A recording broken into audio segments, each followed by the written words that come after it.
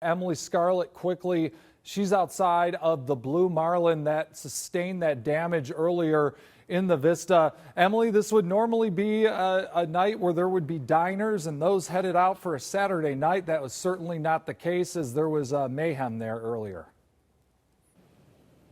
Greg, just talking about that with our chief photographer, Russ, especially as indoor dining just recently opened up. This time of a night on a Saturday, you would expect to see this area of the Vista really bustling with people. Instead, we're seeing empty streets and also the aftermath of today's protest. You can see that door now boarded up. And as we kind of swing over to the door to Blue Marlin, you can see this glass just sort of completely shattered, and what's left of it here on the ground, plenty of glass still just on the sidewalk here, and not just this one window. I mean, they're part of this window here is also broken, and if we take a couple of steps backwards, there's another window here just completely busted out. So these streets and sidewalks very much quiet, not very many people walking around the downtown area at this hour, of course, with that curfew now in effect. But there's going to be some cleanup efforts needing to happen here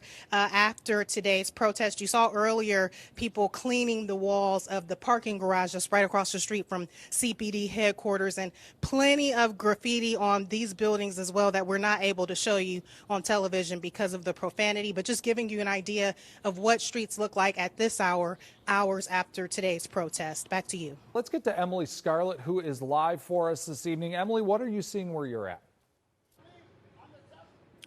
Well, things recently just took a turn here in this area. Now, we were over right by the Columbia Police Headquarters. We moved over about a block over to Park in Washington, where we saw a couple of groups of law enforcement stopping people on the street. Now, we saw one group here that they were asking them what they were doing out. We did actually hear them asking them about gunshots, and I heard that group of people talking to law enforcement about that. That group was given a warning and let go. And as you can see, there's another situation behind me now where a group of law enforcement are speaking with someone. I did hear them reference a possible incident of shots fired, and this man is now currently in handcuffs. But of course, we do not have anything confirmed as to if there were shots fired in this area or what happened, but it does appear that this man behind me is being questioned about that incident. It appears that law enforcement are still going through this area, ensuring that people are adhering to that curfew that's now in place. When we were over at the Columbia Police Headquarters,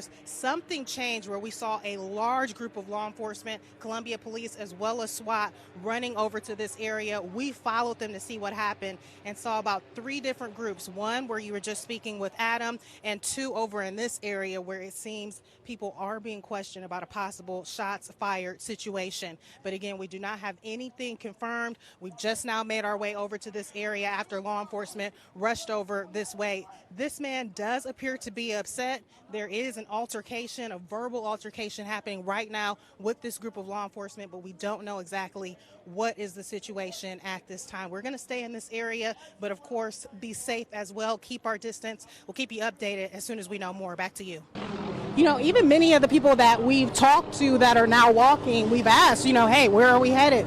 They haven't been able to tell us. Even some of the protesters that are now walking, it was just sort of like a ripple effect. We started to see a couple of people leaving, chanting, and the rest of the crowd follow. We're doing the same at this point.